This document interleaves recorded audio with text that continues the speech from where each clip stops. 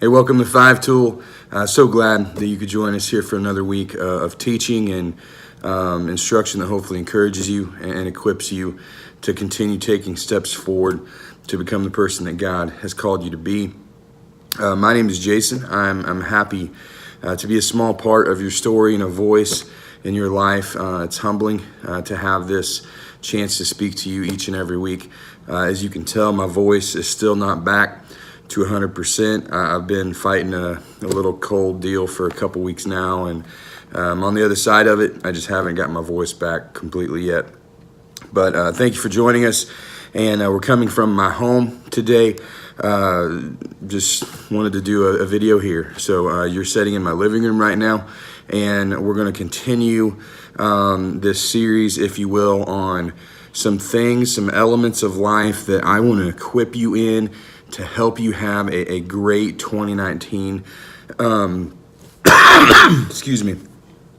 Last week we talked about feelings, how we can improve the way that we manage and master our feelings, how we need to look to God to determine if we're okay instead of looking at other people and looking at surrounding people that are also looking at others to compare themselves. That's not a good barometer if you're okay or not. Look to God and try to see you the way God sees you and try to feel about you the way God feels about you. Today, I want to talk about another element of life that if we could get a handle on, we could really have some momentum this year. And that is very simply your family and your friends, the relationships in your life. And for most of us, for many of us, family and friends are the two closest groups in our lives. Now, I understand family is not great for some of you. The dynamic within your family is tension. It's conflict.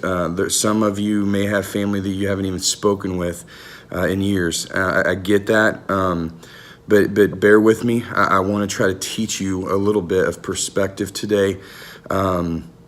Today's a hard one. It really is. And anytime you talk about people or interactions with people or conflict with people, anytime you talk about family, it has the potential to bring emotion. And I understand that. I want to be sensitive to that and speak truth to this, but with a lot of grace as well. And that's what we're going to attempt to do. The reality is this. You could not choose your biological family. You did choose your friends. Some of your friends chose you. But our family is what we're born into. Our family is what we are naturally given, gifted, whatever you want to call it. The friendships that you have were an intentional choice. Whether that was a choice of environment or a choice of action or a choice of similar hobbies, whatever it was that brought you together, those are how you chose your friends. Family is a very different story. And if you think about it, most of the conflicts in your life are with family or friends. Rarely do you have a conflict with somebody that's just marginal in your life. If you do, it's not a big deal. It goes on, life goes on, not a huge deal. You don't carry a lot of weight from that. The conflicts where you carry a lot of weight happen in your family and in your friends. So what I want to do is try to give you some tools, try to give you some perspective from biblical guidance here of how we can improve family dynamic and friendships dynamic. It's that simple. And I've done a lot of counseling in my 17 years in ministry. And so many times I have husbands that will come in and, they're having marital problems or, boyfriends come in with girl problems or whatever the deal. And they will always bring this scripture to me, and it's in Ephesians 5:22. And ladies, if you're watching, this is a tension scripture, okay? But this is what it says. It says, wives, submit to your husbands as you do to the Lord. Wives, submit to your husbands as you do to the Lord. Now, we don't like that word, submit. We feel like it means that we need to give in. We need to almost put ourselves in a position of being walked all over. We need to be weak. We need to be mild-mannered. We need to be gentle. We need to let other people control us. And that's not at all what it means. Now, when those men approach me with that, typically what I do is say, hey, what's the first word in that verse? Well, it's wives. There are plenty of verses in Scripture that start with husbands. So you do you, and then let me talk to the wife about her. You got enough to worry about, right? Husbands, you got a big load to carry yourself. But what's interesting in Scripture, there's not a lot of positive model. There aren't many good examples of family in Scripture. You have principles, but you don't have many models of good family. Even if you look at Jesus' own family, we read about a time when he was about 12 years old. His family has traveled to the temple, and we see and we read of an experience where Mary and Joseph are actually walking back home, and they realize they forgot Jesus. Jesus is back at the temple when they're already heading home. They literally forgot their kid. Like, let's call Child Protective Services, right? Not a good family situation. Don't do that. Don't learn from that. Don't let that be your example. In the New Testament, we do see some principles that are taught, especially in Ephesians 5. And it's like this one that I just said. Wives, submit to your husbands. Husbands, lead your wives. Love your wives. Be compassionate to your wives. Kids, obey your parents. Fathers, don't exasperate or don't aggravate your children. Don't frustrate your children. Those are all very good principles. That's the way it should be. That's the way it ought to be. That's the ideal. The problem is that many of us, we lose sight of ideal. We lose sight of the way things should be because we're so focused on the way they are. And many of us, we know what we live. We know the reality of our family. We know the reality of our friendships, and it's not the way it should be. It's not the way it ought to be. It's not the ideal. So we say, you know what? That's probably not achievable, so we're just going to settle for the way things are. We're going to call the way things are normal. My friendships may never be ideal. My friendships may never be the way they ought to be, so I'm just going to settle that this is normal. This is good enough. And we lose sight of the goal. We lose sight of the bullseye, and we settle, we lower our target to the way things are because it's easier, it's more comfortable, and we don't have to work at it. Let's be honest. Guys, listen, the problem with Ephesians 5 is when we take it out of context and you start leading and running your family and quoting Scripture, starting in verse 22, you miss the entire point of what Paul is preaching here. You see, all of these, wives submit, husbands love, lead, kids obey, fathers don't aggravate. All of those are just application points of a bigger principle that we often overlook. And if we could get this down in your family, in your friendships, in your teams, in your business places, all of your relationships would change. You see, wives submit to your husbands. That's Ephesians 5, verse 22. But what we need to focus on is verse 21. Here's what it says. Submit to one another. Wives, don't just submit to your husbands. No. Submit to one another. Everyone in the family unit, everyone in your friendship circle, submit to one another. Why? Out of reverence or respect or honor for Christ. Listen, if we can get that down, submit to one another out of reverence for Christ. Here's what it means. Everything that I am as Jason Rains, all of my skill, all of my passion, all of my experience, every gift that God has given me, every blessing that He has given me, I want to take that and leverage it for your benefit. I am giving everything that I am to add value to you.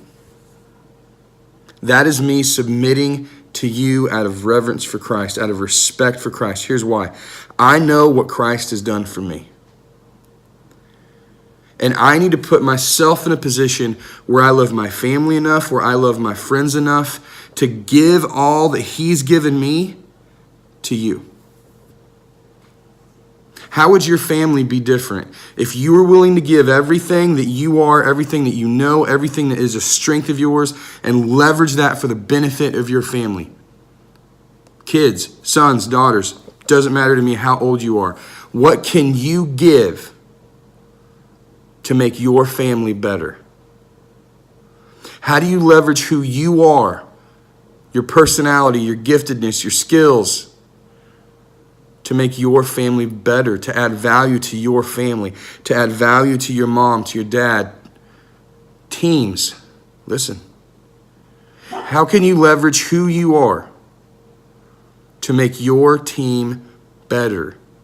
How can you leverage who you are to make your coach better, to add value to your team culture? How can you do that?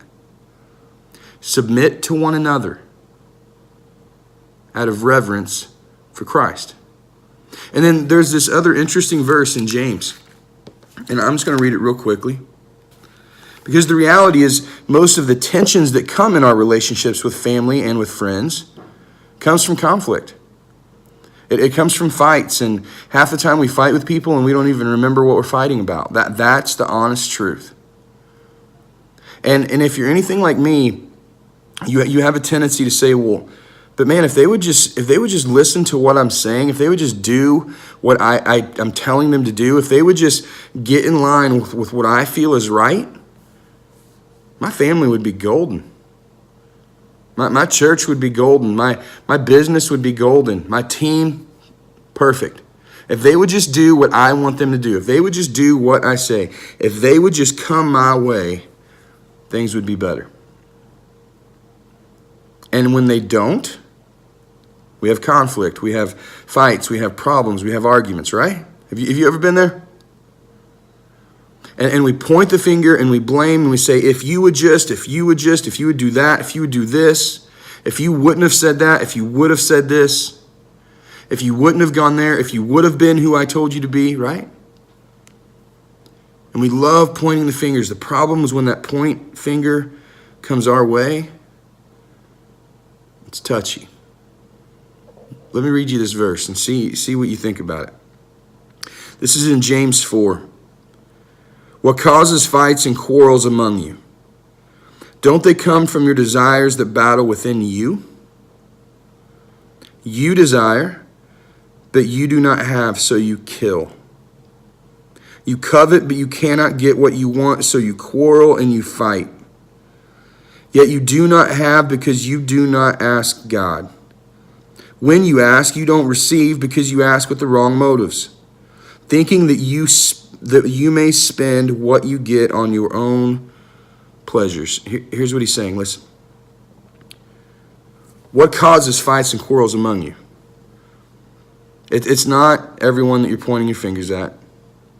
It's not all the situations that you're pointing your fingers at. At the end of the day, you need to turn that finger around and point it at yourself.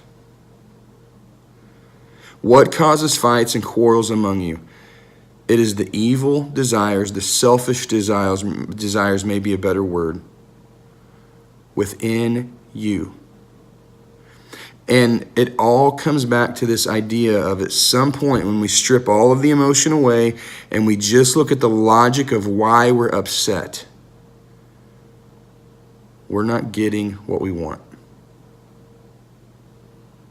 It's that simple. We are not getting what we want. We are not getting what we expected. We are not getting what we thought we deserved. We're not getting what we thought we would. And when we don't get what we want, we don't like it. And that desire, that internal desire to get what we want, that many of us are even unaware of, and it's completely oblivious to us. But it can drive us to hurt people. It can drive us to say things. It can drive us to do things that we would never think of doing, but we want what we want. And when we don't get it, we will do crazy stuff. We will say crazy stuff. We will hurt people in order to try to get what we want. What causes fights and quarrels among your family and among your friends? Here's the thing. Have you ever stopped and think, all of the people that you have conflict with, What's the common denominator? Isn't it you? All of the people that I've had conflict with in my 38 years on this earth, the common denominator is me. You know why we hurt the people that are closest to us? It's because they're close to us. They're within arm's reach. They're within a sounding distance of our voice. And we hurt the people close to us. Why? Because we want what we want. And when we don't get it, Scripture says we kill. And look, this is not a literal word. It means that we're willing to hurt. We're willing to do things that we wouldn't normally do in the pursuit of getting what we want. Listen, you want healthy relationships in your family.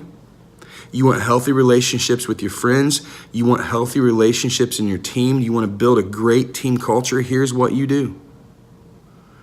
One, you submit to each other. You build this idea of mutual submission that simply says, look, I'm here for you. I'm here to make you better. I'm here to bring all of me, everything that makes me me, to add value to you. Can you imagine if you have a team of 10, 15 people all doing that? All committed to making the team better, all committed to making each other better, all committed to adding value to each other. Man, that's a team I want to be on. Can you imagine if a coach would set that tone, would build that culture? That is a great DNA of a successful team. But more, and maybe in addition to the mutual submission, is this idea of when there's conflict, you've got to own your piece of it. You've got to own and understand that you are part of the issue. If you were in the issue, you are part of the issue. What causes fights and quarrels among you? It's in us, guys. It's because we want something, we expected something, we feel like we deserve something. They might have even promised that we would get it, but at the end we didn't get it and we didn't like it. So it causes tension. And when there's conflict and when there's arguments and when there's words being thrown around, if you could just slow down enough to say and admit that, you know what? I know that part of my problem, at least part of my problem, is I wanted this. I expected this. I thought I was getting this. And I'm not getting it. Now, I still don't like the way things are, but that's part of the problem, is that I'm just not getting what I want. And I'll own that. Guys, if we could do that, if we could slow down enough to at least admit that we own part of the tension, now there's hope. Now there's chance for restoration. Now there's chance to resolve that relationship and be healthy again, because you have at least admitted and you have owned the fact that part of this is inside you. Guys, I want nothing more for each of you watching this video than for you to have a healthy family dynamic and for you to have amazing friendships and you to have a great team culture. But all of that comes from this idea of mutual submission, where I give me to you. I give everything that makes me me to add value to you. Every one of you can do that. And it's also that when conflict does happen, that I own my piece of the tension. I acknowledge it, I admit it, I say, hey, here's my part.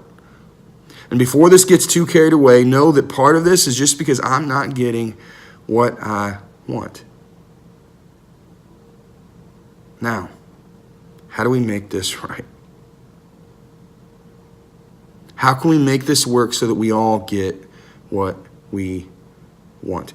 How can we make this work so that we all get what adds value to our family, to our friendship, to our team? If you can do that, that will go a long, long way and helping you have momentum this year. Thank you all so much for joining us, and we'll see you next time. Take care.